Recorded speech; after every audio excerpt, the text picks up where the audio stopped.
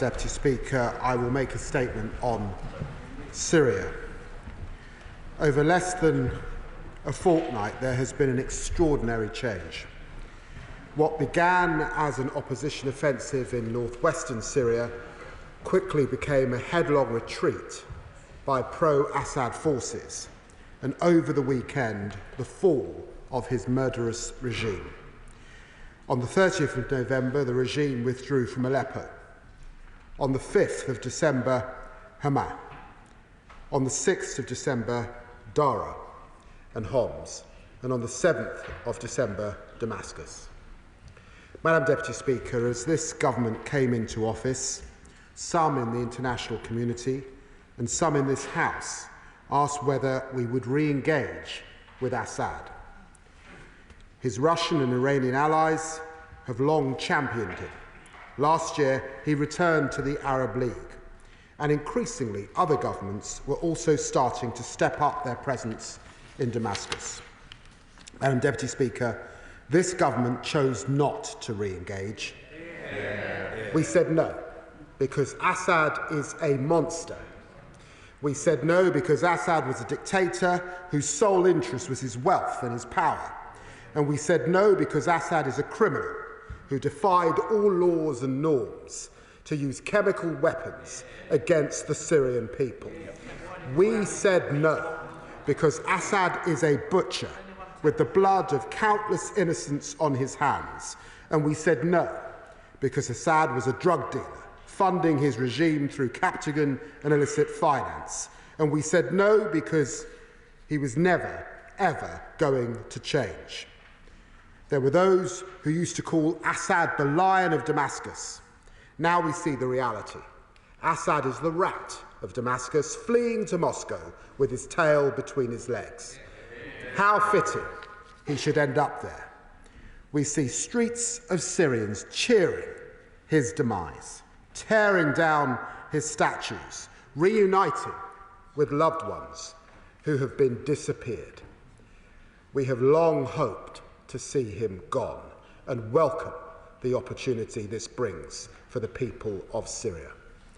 Assad's demise is not just a humiliation to him and his henchmen, it is a humiliation for Russia and Iran.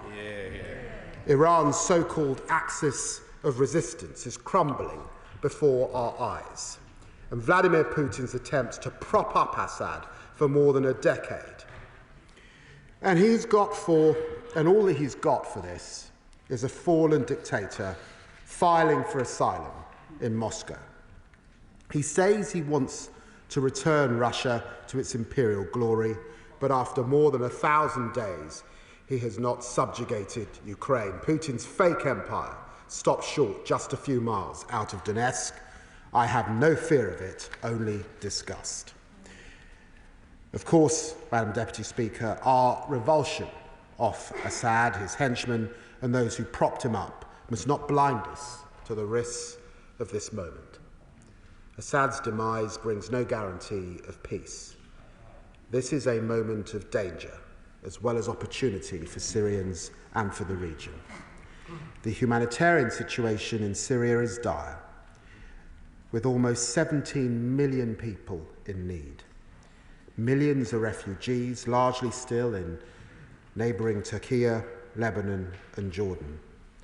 Seeing so many start to return to Syria is a positive sign for their hopes for a better future now that Assad is gone.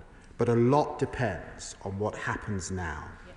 This flow into Syria could quickly become a flow back out and potentially increase the numbers using dangerous illegal migration routes to continental Europe and the United Kingdom. Syria has also proven a hotbed of extremism.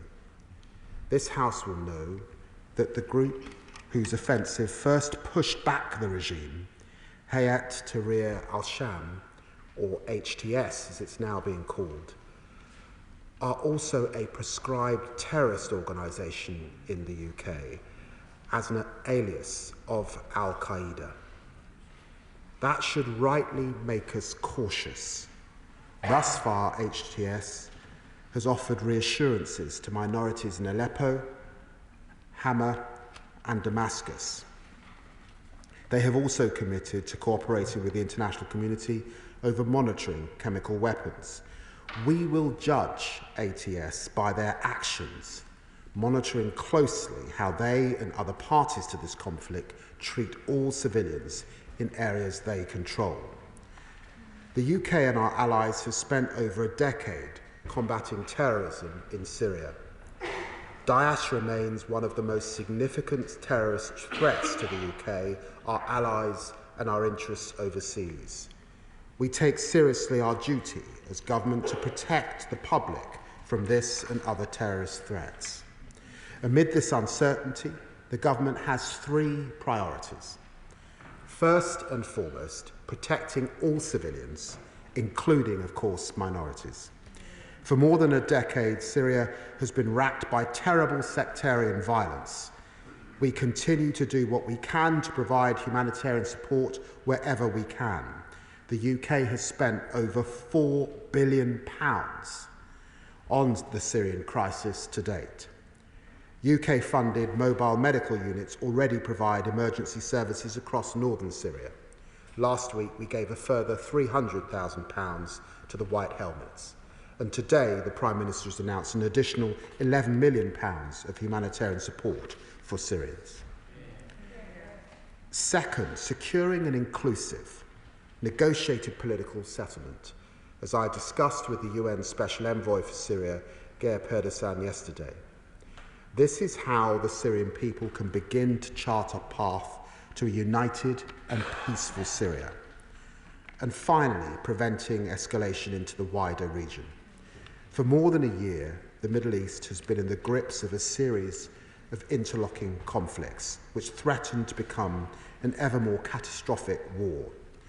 And in Syria itself, Russia and Iran have kept Assad's regime on life support. If we are to achieve a better future for Syrians, we should let Syrians themselves determine their future.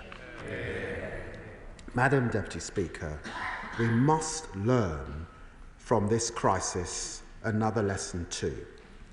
Illicit finance was a fundamental part of Assad's playbook, and it's a part of Putin's playbook and the playbook of dictators and criminals around the world. This hurts ordinary people in our own country and people in Syria. It drives up crime and it drives up house prices here in the UK. And that is why today I'm announcing £36 million in new funding for the National Crime Agency on anti-corruption. A new anti-corruption champion in Margaret Hodge, and new sanctions on those using the illicit gold trade. And previous governments have neglected this fight. For this government, it's a mission-critical issue. And Madam Deputy Speaker, with events moving so quickly, the government has been taking every available opportunity to underlie our priorities. Today, my right honourable friend, the Prime Minister, is in the region visiting the UAE and Saudi Arabia. Just over the weekend, I've discussed the situation with my Turkish, my Israeli, my Emirati and my Jordanian counterparts, as well as the UN envoy. My honourable friend, Minister Faulkner, was also just come back from the region attending the Doha Forum and the Manama Dialogue. Whatever the coming days bring, I can reassure the House that our intense diplomatic engagement will continue. And Madam Deputy Speaker, Assad's victims can be found all over the world. Many have found sanctuary here in the UK over the years, including filmmaker Wad al-Khatib. And as she said, there's now hope for Syrians to get their country back. The UK stands by Syrians like Wad, by Assad's victims across the world. In the face of uncertainty and new changes, we will secure the UK against terrorism and illegal migration while helping Syrians to achieve a better future.